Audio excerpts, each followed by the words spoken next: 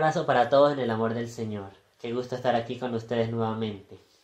En esta oportunidad quiero que compartamos acerca de la Sagrada Escritura y la lección divina. Ojalá que este video sea de gran provecho para ustedes, para que ojalá podamos cada día enamorarnos más, tener ese anhelo cada día de conocer, meditar la palabra de Dios con nuestro corazón. Vamos a hacer esta pequeña oración para empezar. En nombre del Padre, del Hijo y del Espíritu Santo. Amén. Espíritu Santo, ilumina nuestro entendimiento, para que al leer o estudiar la Sagrada Escritura, sintamos la presencia de Dios Padre que se manifiesta a través de tu palabra. Abre nuestro corazón para darnos cuenta del querer de Dios y la manera de hacerlo, realidad en nuestras acciones de cada día. Instrúyenos en tus sendas para que, teniendo en cuenta tu palabra, seamos signos de tu presencia en el mundo. Amén. En nombre del Padre, del Hijo y del Espíritu Santo. Amén. Pedimos a nuestra Madre del Cielo que nos dé la gracia de, como ella, escuchar la palabra y guardar todo cuidadosamente en nuestro corazón. Que así sea.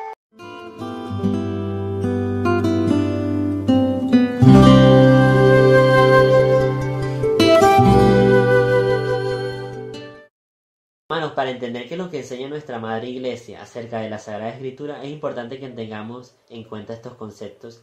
Voy a citar el Catecismo de la Iglesia Católica, numeral 76. Dice así, acerca de la transmisión de la revelación divina. La transmisión del Evangelio, según el mandato del Señor, se hizo de dos maneras. Oralmente, los apóstoles con su predicación, sus ejemplos, sus instituciones, transmitieron de palabra lo que habían aprendido de las obras y palabras de Cristo, y lo que el Espíritu Santo les enseñó. A esto más adelante el Catecismo lo va a llamar tradición. Y segundo, por escrito. Los mismos apóstoles y los varones apostólicos pusieron por escrito el mensaje de la salvación, inspirados por el Espíritu Santo. Esto más adelante el Catecismo lo va a llamar Sagrada Escritura. En el numeral 81 dice, la Sagrada Escritura es la palabra de Dios, en cuanto escrita por inspiración del Espíritu Santo. La tradición recibe la palabra de Dios, encomendada por Cristo y el Espíritu Santo a los apóstoles. Importante esto. Encomendada por Cristo y por el Espíritu Santo a los apóstoles. Y la transmiten íntegra a sus sucesores, para que ellos, iluminados por el Espíritu Santo, el Espíritu de la verdad, la conserven, la expongan y la difundan fielmente en su predicación. ¿Qué quiere decir esto? Que esta tradición es transmitida. Primeramente fue transmitida por los apóstoles y después por sus sucesores. Y también no solamente esas enseñanzas de Cristo, sino aquellas que el Espíritu Santo también los enseñó, ya que en la palabra de Dios dice que Jesús les dijo a sus apóstoles, yo les daré el Espíritu Santo para que los lleve a la verdad completa. Entonces es importante que entendamos que la revelación divina fue dada a los hombres por medio de la tradición y por medio de la Sagrada Escritura. Es importante que entendamos esto, porque gracias a la tradición, gracias a esa transmisión, gracias a esa autoridad de los apóstoles, es que hoy tenemos la Sagrada Escritura constituida, porque los primeros cristianos no tenían el Nuevo Testamento. Fue gracias a la Iglesia Católica, en el Concilio de Roma, en el año 382, donde se estableció ese canon bíblico. Ese conjunto de libros que vemos en la Biblia hoy fue definido por la Iglesia Católica. La Biblia, que significa conjunto de libros, posee 73 libros en total. Se dividen en 46 del Antiguo Testamento y 27 del Nuevo Testamento. Bueno, estos libros, estos 73, fue gracias a la Iglesia Católica que se pudieron compilar, porque la Biblia no vino caída del cielo, allá completica, estampada en español, no. La Biblia fue escrita en varios idiomas, cada libro fue escrito en muchos idiomas, como el arameo, el hebreo y el griego. También en la Biblia hay géneros literarios, que es importante que tengamos en cuenta para poder entenderla completamente, según el Espíritu de Dios, según el Espíritu con que Dios quiso transmitirla. Algunos géneros literarios en el Antiguo Testamento están el Pentateuco, libros históricos, libros poéticos y libros proféticos.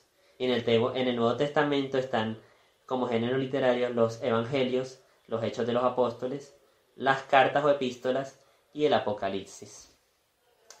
Y por último, hermanos, para que nos enamoremos más de la Sagrada Escritura, otra vez mencionando al magisterio de la Iglesia, a esa tradición divina de Dios, quiero compartir con ustedes lo que dice la Constitución Dogmática Dei Verbum acerca de la Sagrada Escritura, en el numeral 11. Esta es una constitución del Concilio Vaticano II. Las verdades reveladas por Dios que se contienen y manifiestan en la Sagrada Escritura se consignaron por inspiración del Espíritu Santo. Importante. La Santa Madre Iglesia, según la fe apostólica, tiene por santos y canónicos los libros enteros del Antiguo y Nuevo Testamento, con todas sus partes, porque escritos bajo la inspiración del Espíritu Santo, tienen a Dios como autor, y como tales se le han entregado a la misma Iglesia. Pero en la redacción de los libros sagrados, Dios eligió a hombres. Es importante que tengamos esto. Dios escogió a hombres, que utilizó usando sus propias facultades y medios, sus idiomas, sus maneras de ver la vida, sus culturas, de forma que obrando en ellos y por ellos, escribieron como verdaderos autores todo y solo lo que él quería. Qué bello, ¿no? Pues como todos los autores inspirados o agiógrafos afirman, agiógrafos es el nombre que reciben estos autores inspirados, deben tener como afirmado por el Espíritu Santo. Hay que confesar que los libros de las Escrituras enseñan firmemente, con fidelidad y sin error, la verdad que Dios quiso consignar en las sagradas letras para nuestra salvación.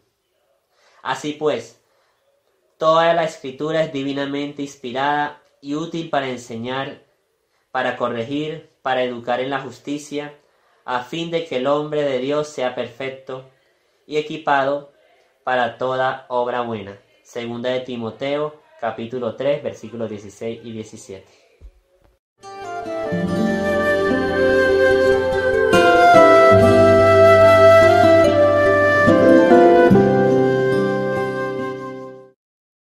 Hermano, San Jerónimo decía que desconocer las Escrituras es desconocer a Cristo. Además, San Jerónimo, para que sepan, fue el que tradujo la Biblia al latín de sus lenguajes originales. Qué importante esta frase, porque si verdaderamente queremos conocer a Cristo, vivir en unión a Él, asemejarnos a Él, debemos meditar con el corazón las Sagradas Escrituras. San Agustín, diciéndolo con mis propias palabras, decía que él antes leía la palabra antes de su conversión y no le decía nada. Después de su conversión él entendió que estaba leyéndolas con soberbia. Estaba leyéndolas simplemente con la razón, pero no estaba leyéndola con la fe, con el corazón, con humildad.